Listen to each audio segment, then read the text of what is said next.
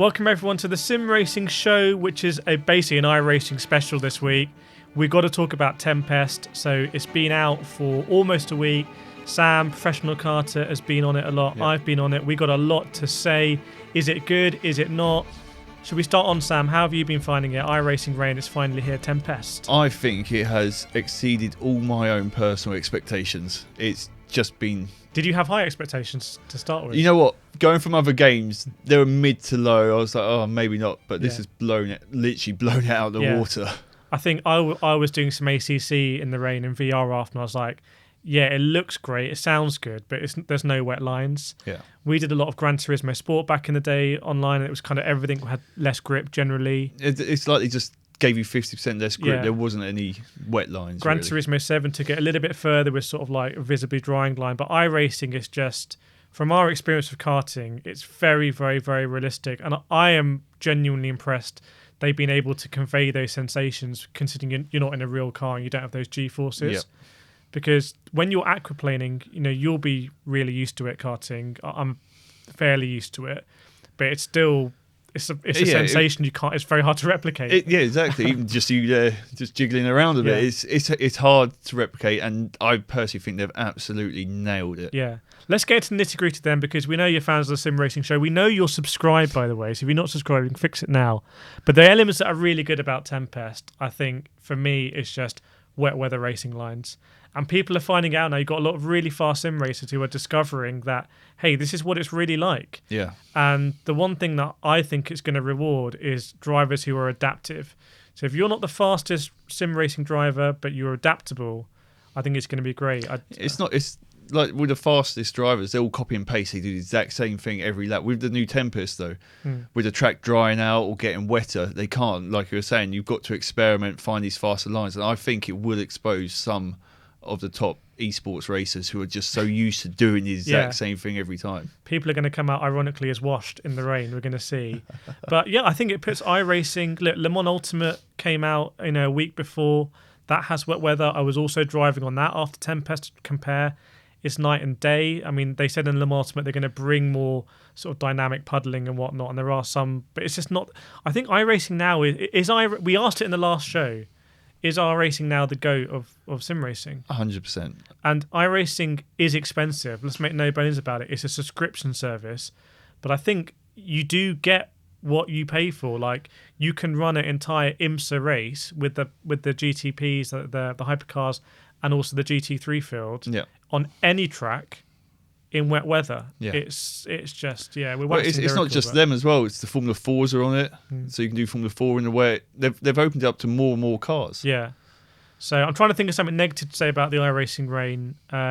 So it's not available on all cars. So I did do a custom race where I put in a LMP3 or something and it didn't work, and the whole thing there was no rain. Yeah. There are people been complaining about graphics performance, specifically in VR, which I am going to test on this channel. The spray is a very contentious one. People saying the spray is too much. I remember the exact same things when Gran Turismo 7 launched and they ended up removing the spray. Yeah. It'd be nice to see what they do with that. I mean, the rain lights need to be made a bit brighter. Yeah. So I think they're going that way. I think the thing about the spray is, and we know how the attention to detail the guys have at iRacing, Steve Myers and crew. Yeah. But I'm thinking back to when I've been karting. I don't know, you might have been there one time. I remember I was at Rye House and it was just, I call it the Rye Apocalypse. Karting, and it was just, the round was almost cancelled. Yeah. And I'm there, but you feel, when you're racing for real in torrential conditions, you feel where you are in the confines of the track. I think because you don't quite have that same feeling in a sim, you can basically lose most of your information of where you are on the track and where the other car is. Yeah. So they're going to have to sort of adapt for the fact that ultimately you're not there. I'm really interested to try it in VR because I do have the PC to run it. Yeah, that'd be nice. But Tempest, it's great to see something that has delivered.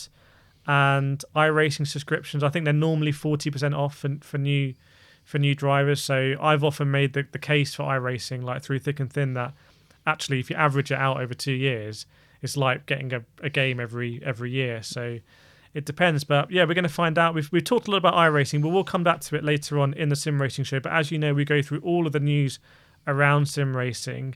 So I do want to talk about some of the things that our editor has found out, like DTM Esports kicking off. It's a €50,000 prize pool. And a test in a Door Motorsport GT4 race car. Be nice.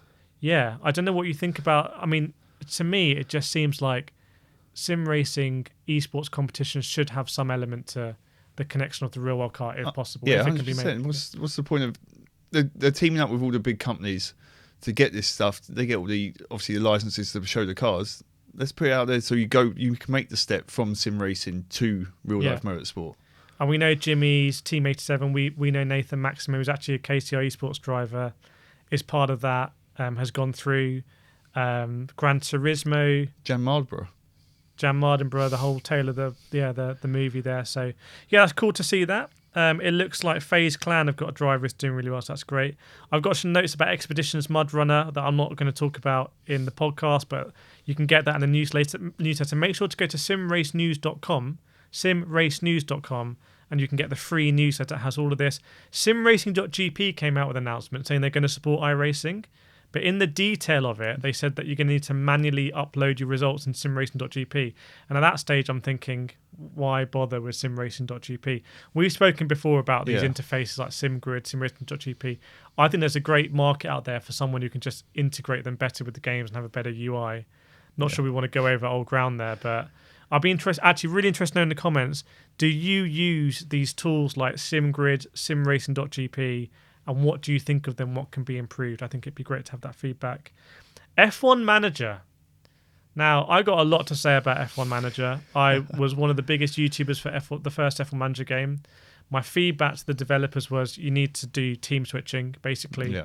And they didn't launch that for the latest game, but then they added it in. Also, some level of multiplayer. Basically, look at Sega's F1 Football Manager, which is one of the greatest games of all time. Yeah. In the UK, we're recording. It's always one of the best-selling games. I know you've been on F1 Manager. I don't know what thoughts you have. So basically, F1 Manager 24 has been announced. There's a teaser. There was all that. Are they? Aren't they? Yeah, so because finally done I think even today, the senior game producer on F1 Manager has left Frontier, and if you read their financial statements, the games did not sell well for them. So what do you expect from F1 Manager actually? So I think going forward, so let's go for the new one. I think they need to introduce not injuries, but drivers unwell, like Carlos Sainz. Yeah, appendicitis. Exactly, appendicitis. Because currently you've got your reserve driver, and what are you using it for? It's just there. Yeah, he's always the third little icon. I think I've always been a fan of management games. I've always liked them. Football Manager, like you said, even building games. I like that type of stuff. I love this. I will get F1 24, and I just hope that you can use a third driver a bit more often. Maybe a bit of variety of tracks. Maybe because you can vote it in. That's a really interesting one. Yeah, voting what tracks. That happens a lot in Football Manager, like voting in rules or whatnot. Yeah. Let's put ourselves on the spot. Let's do it. Because it's a sim race show. What are each of us our top 3 features that we would want in the game that we'd be like, you know what, fair play, they've listened to the fans. And it goes from being a little bit of a superficial game, I think it's fair to say, to a game where you can live it and breathe it and play for multiple years. So I'll put myself, I'll say first one for me, what would I love to see? I would love to see some sort of multiplayer element where you have, I'm giving this to you for free, Frontier, where you basically, it's a race, no one can skip it, but you got 10 managers and you can manage the race for your drivers. Yeah. And I just think that would be electric. I think the streaming side would go crazy. I think you'd have to be there. It'd be interesting. For me, I think you need to make use of a reserve driver. Yeah. That's one of the things 100% I think it needs. Different tracks. I'm just recycling what I've said here. Different tracks as well. And then third. It's a tough one. Let us know in the comments as well. For me, it's the same. They got in Football Manager. Create your own team. Create your own team, yeah. Would you start an F2 as well? Maybe move up or something? It'd be nice, but I can't see them doing it initially. But the end game goal, start F3 even and work your way up. Something that was one of the features I said they should add, which they did add, and I don't know if it was particularly because I said it or not, but was the scenarios. Because in Football Manager over recent years, they've added these scenarios, and that is quite a cool feature. So I've got 2 more to go. I still think you should be able to choose any race, any track, and just go manage it off the bat. Okay. If I just really love Sao Paulo, I should be able to create my own scenario there about I want to recreate Hamilton in 08, when the rain comes at the end and sort of, it should be a sandbox game, I think. So I've got one more thing that I would add. So I've got my multiplayer. I've got you can go to any race. The graphics are already really good. Like no complaints about the graphics at all. I think just a fundamentally deeper simulation. Maybe I think they've obviously gone. It basically feels a bit like an arcade game when it comes to actual under the hood. So I think having an option to have it really simulated, I think. I'm sure they could do it, but they've gone for accessibility. So. And I just want to add one more into mine. So I've got 4 now. 4. The research center, the TV station, the memorabilia area. Yeah. You're happily going along, and all of a sudden, it's 50% down. Yeah, Why is that happening? Yeah. Give me some warning. It's getting worse and worse. It's just all of a sudden 100, 50. Yeah. Like, what's going on here? Would you want more inbox stuff? Like you get like press conferences? Yeah, press conferences would be nice. So I can do, you've had a good race this weekend, Sam. That type of thing. Give your drivers more morale or less morale. Your researchers, my aero team have been really good this week. That upgrade really worked. You've done 4. I'm going to do a 4th one then. Got it. You know what? F1 these days is all about drama. Ben Sulayem, Horner, Jos Verstappen, Helmut Marko, Toto. I want some of that Drive to Survive actually brought into F1 Manager. So you have these, you're bantering the other things. You know, like in Foot Manager, you can have rival managers. You just mug them off. I'd love to do that, and you become like you're like a persona non grata, or like you're on the side of the fans. That's sort of like really liven it up, and I really hope Frontier. I really like Frontier. I actually backed when they did Elite Dangerous like ages ago. I was like, David Braben, I think is like he's basically a god of like UK games development. So I really hope they can get it offline, but I just think they completely missed the ball last year. They paid a load of influencers to do nothing. Yeah, they didn't engage in the grassroots of the game.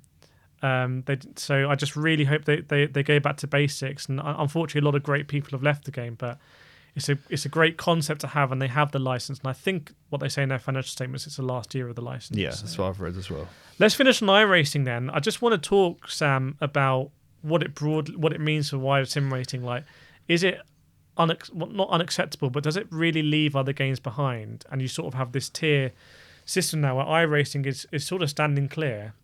Yeah. And the more people that subscribe to iRacing, the more money it's going to get. And the better it's going to get. Is it difficult for other games to compete? I mean, I don't know the numbers, but I can't imagine anyone else has anywhere near as much market share on PC as iRacing. Yeah, it's just there. Everyone I know who does sim racing on PC uses iRacing. They dabble around with the other stuff, but I just think it's so head and shoulders above everything else at the moment. Yeah. So if you're not on iRacing, you can definitely give it a shot. I think there's probably an affiliate link in the description. But yeah, that's the Sim Racing show for this week. Make sure you go to simracenews.com, sign up to the free newsletter, and we will see you next time.